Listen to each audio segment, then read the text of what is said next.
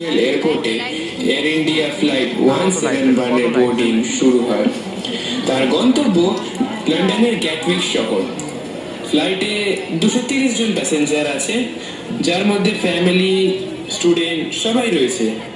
আর রয়েছে 2 জন পাইলট সহ 12 জনের ক্রিউ। কমান্ডে 56 বছরের ক্যাপ্টেন সুমিত সাভারওয়াল ও ফার্স্ট অফিসার ক্লাইভ কুন্দর। সবই ছিল ঠিকঠাক, অন্তত দেখতে তো তাই লাগছিল, কিন্তু পরের 15 মিনিটে একটা ছোট্ট অ্যাকশন এই প্লেনের ভাগ্যের ফের এমন ভাবে ঘুরিয়ে দেবে, তাই এই প্লেনে উপস্থিত 242 জনের মধ্যে কেউ জানতো না। একটা বেজে 37 মিনিটে ফার্স্ট অফিসার কুন্দর থ্রাস্ট লিভার আগিয়ে দেয় এবং রানওয়েতে চাকা গড়ানোর সঙ্গে সঙ্গে দুর্ঘটনার কাউন্টডাউনও শুরু হয়ে যায়।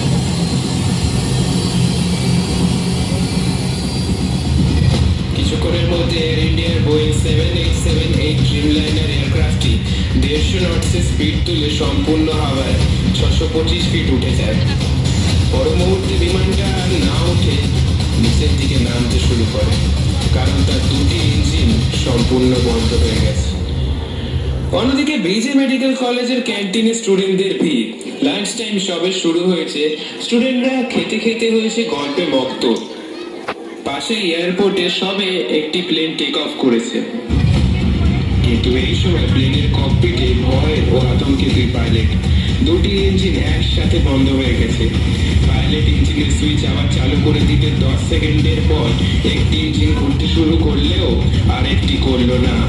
ফলে ফ্লাইট 171 পা দিকে খসে যেতে থাকে। ওড়ার মাত্র 32 সেকেন্ড পর এই ফুললি ফিউল প্লেনটি একটি মিসাইলের থেকেও বেশি ভয়ঙ্কর চেহারা ধারণ করে। 230 জন প্যাসেঞ্জার ও 12 জন ক্রিউ নিয়ে এয়ার ইন্ডিয়ার 171 গাছপালায় ঘষতে ঘষতে স্টুডেন্ট ভর্তি বিজে মেডিকেল কলেজের ক্যান্টিনে নর্থ ইস্ট কলেজে সঞ্চয় Dhaka.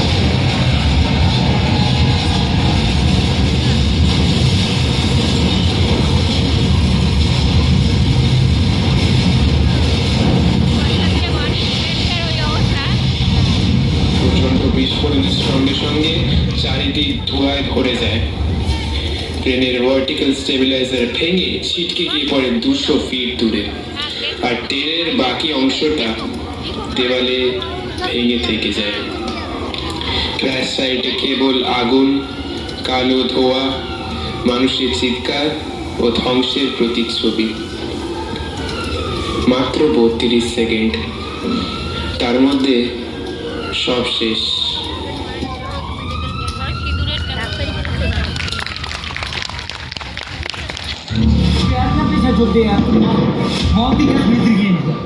Amidst the horror that happened in the Baisaram Valley of Pahalgam, at least 26 people were killed and many injured after terrorists opened fire on people in Jammu and Kashmir. 22 April 2025 দিনটা ছিল মঙ্গলবার এবং জায়গাটা ছিল পেহেলগামের বাইসারাম ঘাটি।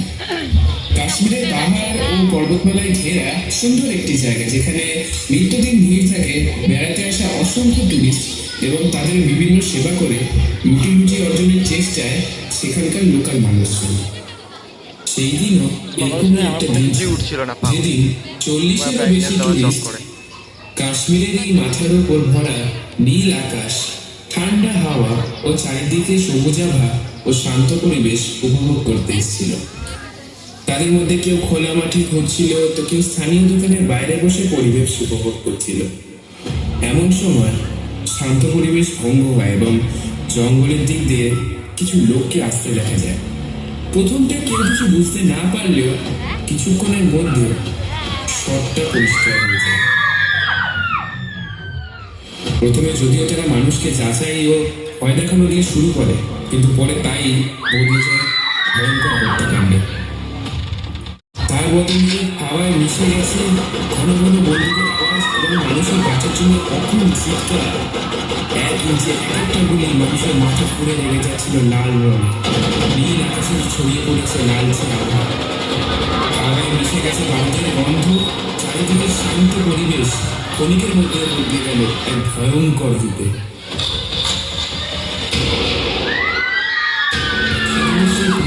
Tourist যাদের উদ্দেশ্য ছিল ছিল কেবল কাশ্মীরের পাহাড় উপভোগ করা, বন্ধু বান্ধব বা পরিবারের সঙ্গে একটু সময় কাটানো। তারা কি জানতো এইটুকু সময়ের মধ্যে তাদের জীবনের অন্তিম অধ্যায় লেগে যাবে লাল রঙে?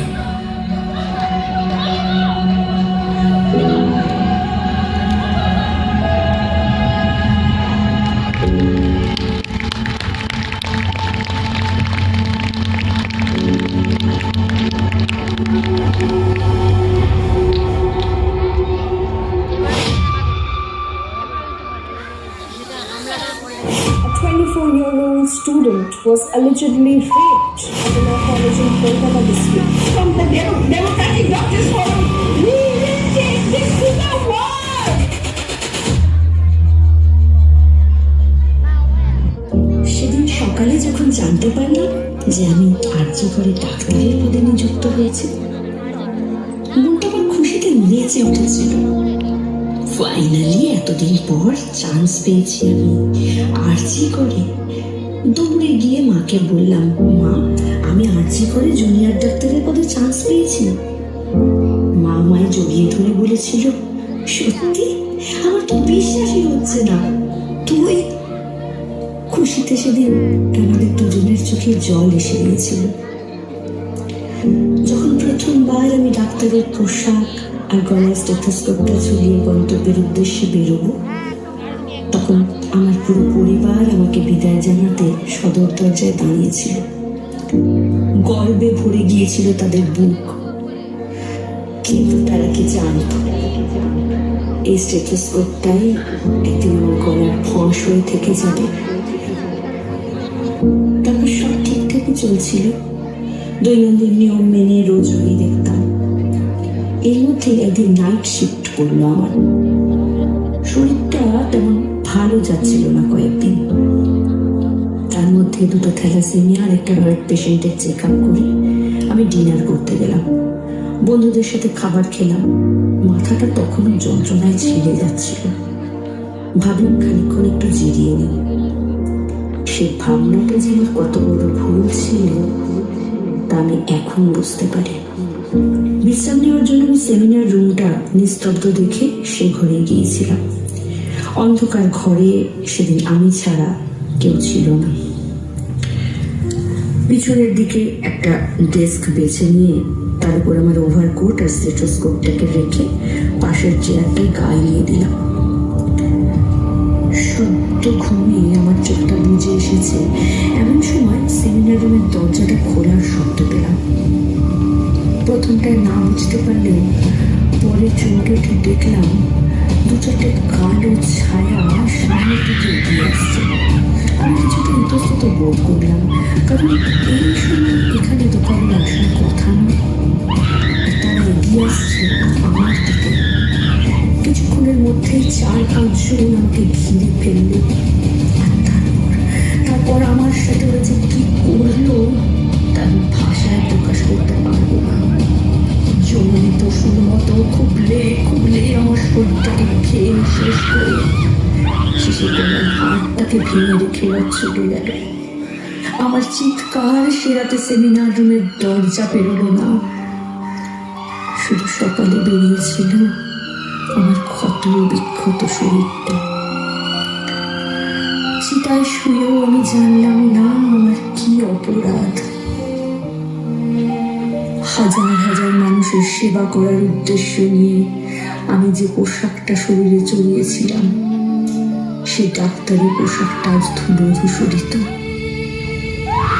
আমার চোখে আনন্দ অশ্রু আজ বদলে গেছে রক্তে। আমার শরীর জুড়ে হাজার হাজার নৃশংস ক্ষত রেখে আমার মা, বাবা, প্রতিবেশীরা স্তব্ধ। একসময় আমার জন্য কলকাতা জ্বলছিল ন্যায় বিচারের আগুনে। কিন্তু বিচার হলো কি? আমি তো আর ফিরব না, আর ফিরে আসবো না তোমাদের কাছে। তাহলে আর কত অভয়া কাণ্ড ঘটলে তবে আসবে ন্যায় বিচার? আর কত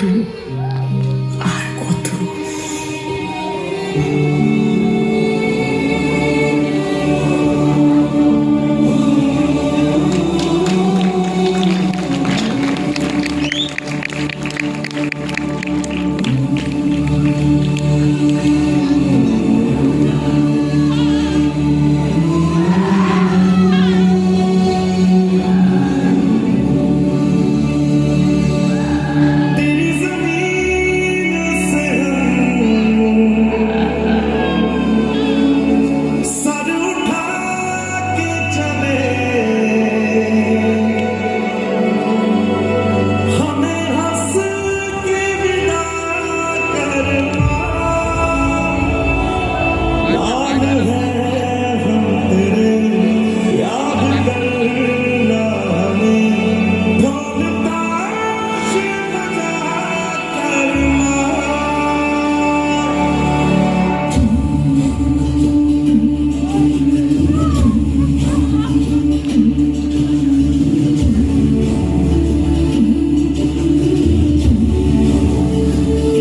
ओ माई तेरी मिट्टी बुलाए, ये दुनिया छोड़ के आ जाए, तू जो आवाज़ लगाए तो तिरंगा उड़ के आ जाए।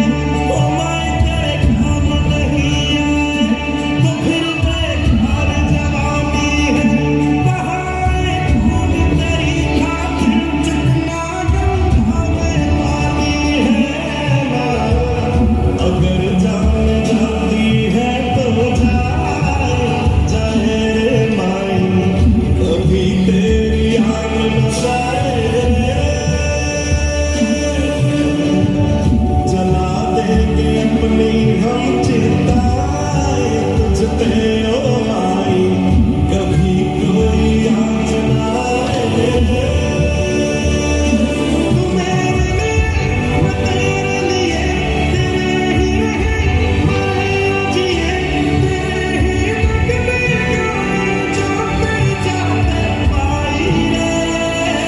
ओ माई तेरी मिट्टी बुलाए, ये दुनिया छोड़ के आ जाए, तू जो आवाज़ लगाए तो तिरंगा उड़ के आ जाए माँ।